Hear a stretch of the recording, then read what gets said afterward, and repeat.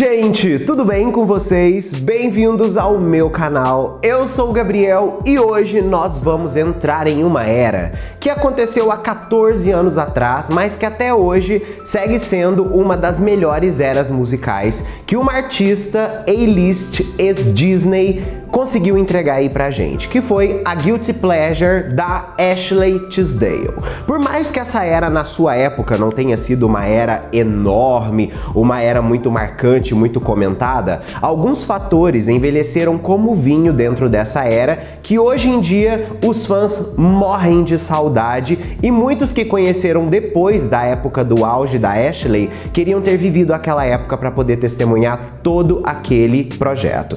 Então nesse vídeo a gente vai conhecer tudo o que aconteceu nessa fase musical da lenda que completou 14 anos aí pra gente. Antes da gente começar, já sabe, né? Se você não é inscrito aqui no canal, tá esperando o quê? Já se inscreve, vem fazer parte aí da nossa comunidade, que aqui eu falo de música pop, falo de outros assuntos relacionados como Hollywood e cinema e vai ser maravilhoso ter você aqui com a gente. Além disso, eu lancei a loja de camisetas aqui do canal e tem várias estampas lá inspiradas pelos artistas que eu trago aqui. Se por acaso você ainda não conhece, clica no link que tá fixado no topo aqui dos comentários ou na descrição desse vídeo, que eu tenho certeza que você vai amar e vai querer ter uma pra você. Aí eu tenho certeza que você vai precisar de uma pra este ano aí na sua vida. Bom, por mais que o disco Guilty Pleasure tenha sido lançado em 2009, o ano de 2008 foi um ano importantíssimo, não só para a carreira da Ashley, mas também importantíssimo para ela conhecer mais de si mesma e principalmente endossar no seu próximo álbum.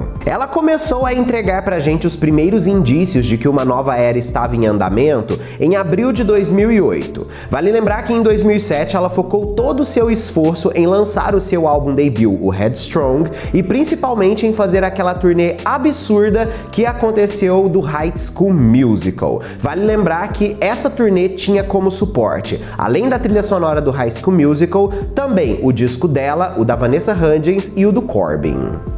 Ela estava se concentrando no começo de 2008 totalmente na gravação do filme do High School Musical 3, que seria o primeiro filme do High School Musical a ser lançado no cinema. Ela gravou algumas músicas para essa trilha sonora, mas ela também gravou de forma paralela, vamos dizer assim, as primeiras coisas que ela colocaria no seu próximo álbum de estúdio, que sairia somente no próximo ano. A Ashley inclusive chegou a dizer que este novo álbum traria canções com muito mais mensagens importantes e principalmente uma história tão real que qualquer pessoa poderia se correlacionar. Ela esperava inclusive através desse disco revelar o seu lado mais ousado e também mais maduro.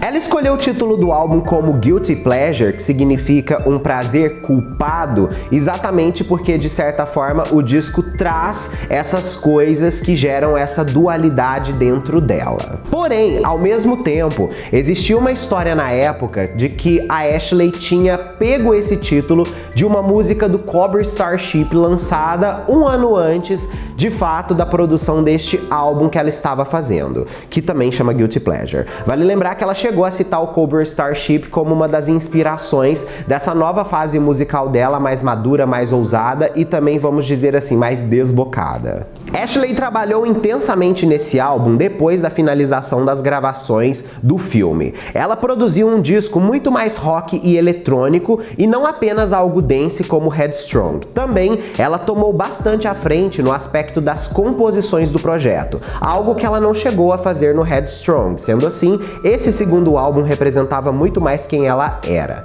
Vale lembrar também que algumas inspirações para o novo som do álbum vieram de Katy Perry e também Pat Benatar. A primeira música que foi lançada desse trabalho, mas que não diretamente tinha vínculo com o segundo álbum, foi a música Switch, que fez parte do filme Alias in the Attic. Essa música entrou depois como bônus track do Guilty Pleasure e foi lançada internacionalmente. Nesse disco, ela mostrou muito o seu talento, entregando canções como Acting Out, What You Waiting For, Overrated, What If e Me Without You. Porém, até o álbum de fato sair em 2009, a Ashley continuou ali alimentando o nosso imaginário sobre tudo que aquele álbum ia representar. E ela deu algumas entrevistas bem assim, chave para definir o conceito do disco. E uma delas, ela falou o seguinte: estou trabalhando no meu segundo álbum há um ano e é algo completamente diferente do meu primeiro álbum. Fazer o primeiro álbum é aprender muito sobre você. Eu tive que aprender sobre o que eu gosto de fato, não apenas em interpretar canções, mas também encontrar algo que me fazia bem. Agora eu já estou com 23 anos e queria algo mais maduro e ousado. Estou começando a mostrar um lado que as pessoas não conhecem sobre a minha música. E essa declaração dela foi muito importante porque quando ela lançou Headstrong lá em 2007,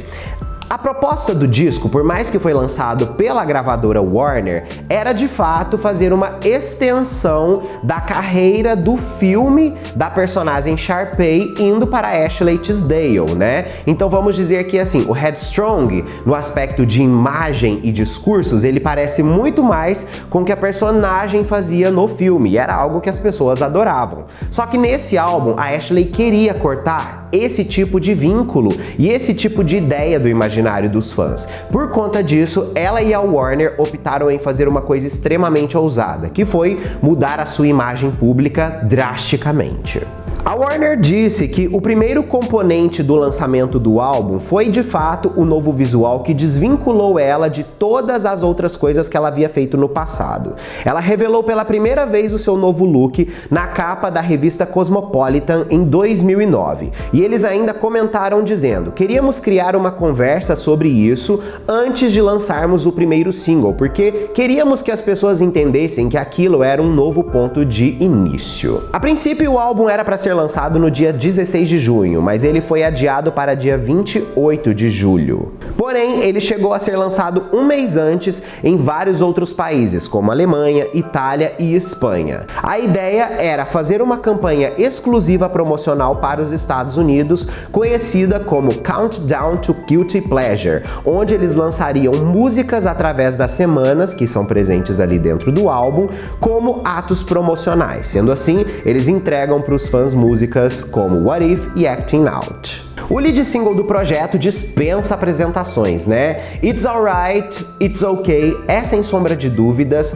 uma das músicas mais importantes que uma artista da Disney já conseguiu lançar na sua carreira. Essa música foi enviada como single principal no dia 14 de abril de 2009, pouco tempo depois que a nossa querida Ashley revela o seu novo visual. Ela disse que essa música é muito forte e empoderadora e que ajuda você a seguir em frente depois de coisas que te traumatizaram. A quantidade de gays que colocaram essa frase no seu caderno naquela época não está escrito, assim como também outras fizeram tattoos. Essa música debutou na Billboard Hot 100 número 99, quase fora do chart, mas conseguiu ser um hit relevante, por exemplo, na Áustria, onde chegou no top 5 das paradas. Na Alemanha, ela também foi bem certificada, ficando no top 10.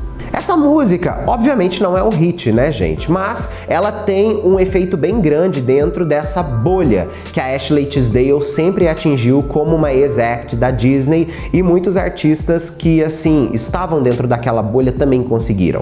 Tem músicas, assim, que esses fãs que sempre compraram o trabalho desses artistas são completamente fascinados, e essa daqui é uma dessas. Só que aí, gente, o que é que aconteceu? Quando o disco finalmente é lançado, a gente, de certa forma, tinha uma expectativa de que ele poderia ser mais bem promocionado no aspecto de singles, e isso não aconteceu. Obviamente, a Ashley começou a fazer diversas performances musicais apresentando o disco em alguns lugares e principalmente endossando a sua nova imagem, né? O que fez com que ela fosse muito comentada na mídia na sua época. Muita gente ficou se perguntando o porquê dela ter mudado tão drasticamente e afins. Porém, o disco, quando foi lançado, ele estreou em número 12, para vocês terem uma ideia, na Billboard 200, vendendo apenas 25 mil cópias na sua primeira semana. O álbum permaneceu 8 semanas nessa parada, basicamente 2 meses, e vendendo 245 mil cópias apenas até dezembro de 2010. Estima-se que o álbum já tenha passado de 350 mil cópias nessa última década, mas a gravadora demorou 6 meses para de fato definir um segundo single, assim como também acabou fazendo o segundo single, o último do projeto. certo. Quando a música de fato foi lançada como single, a Ashley não estava mais morena, e isso foi uma coisa que de certa forma intrigou os fãs, porque a era Guilty Pleasure, de certa forma, teve essa proposta de vender essa nova cara da artista. Só que, quando ela aparece loira no clipe de Crank It Up, de certa forma quebra tudo aquilo que havia sido construído antes. Então muitos acreditam que também a escolha de Crank It Up como single pop de um álbum que é pop rock, né, veio com essa ideia de tentar, mais uma vez, tentar fazer com que ela vendesse um pouquinho mais, já que o Headstrong foi muito melhor comercialmente do que o Guilty Pleasure.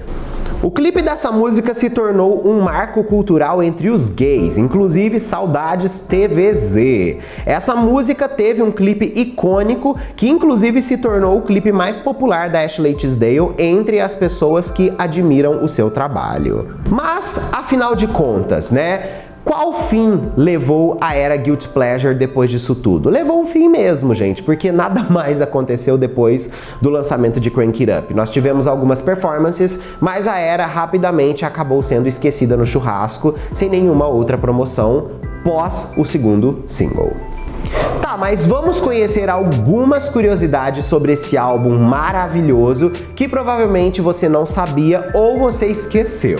A música Time's Up, que é uma das faixas bônus desse disco, é uma das composições perdidas de Katy Perry do seu álbum cancelado A Katy Perry, lá de 2006 entre 2007, tá? Vale lembrar que outra música também que a Katy chegou a dar para outra artista nessa mesma época que ela deu Time's Up para a Ashley foi a música Long Shot que ela passou para a nossa querida Kelly Clarkson para o seu albinho All I Ever Wanted. A música Hair, também presente dentro do álbum, na verdade é um cover da cantora Tiffany Evans, que todo mundo jurava que era autoral. Porém, um dos pontos altos dentro do álbum é a música How Do You Love Someone? Principalmente porque essa música é a última coisa que você imagina uma artista da Disney cantando e principalmente a última coisa que você imagina uma artista da Disney lançando no seu segundo álbum de estúdio apenas, né, com 23 anos, porque é uma música que debate muito sobre essa relação pai e filho e tem uma parte bem traumática envolvida. É uma música muito dark. Essa música foi escrita por uma cantora que na época se chamava Porcelain Black. Ela era uma das artistas que o Red One tinha descoberto na era do MySpace e ele estava trabalhando ela para se tornar uma anti-Lady Gaga. Na verdade, a Porcelain Black viria com uma proposta de ser uma Lady Gaga meio que do heavy metal, né? Essa era a proposta da artista. Porém, o álbum dela nunca ia pra frente. E aí, nesse meio tempo, a Ashley Tisdale precisava de músicas, ela ouviu How Do You Love Someone e pediu pra produtora dela pedir essa música para a Porcelain. A Porcelain não queria dar essa música pra Ashley Tisdale gravar, ela tava bem relutante, mas o Red One, que era o dono da porra toda, acabou meio que convencendo ela a passar essa música pra Ashley. Sendo assim, a Ashley faz a versão dela.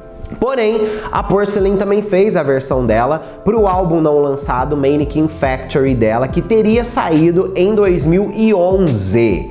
Porém, como o disco foi cancelado, essas músicas acabaram vazando na internet aí. Então vocês têm a possibilidade de ouvir tanto a música na voz da Porcelain para o álbum dela, assim como a versão finalizada que de fato foi lançada oficialmente pela Ashley Tisdale. A música Crank It Up chegou a ter um remix gravado com um cantor chamado Jay Sean.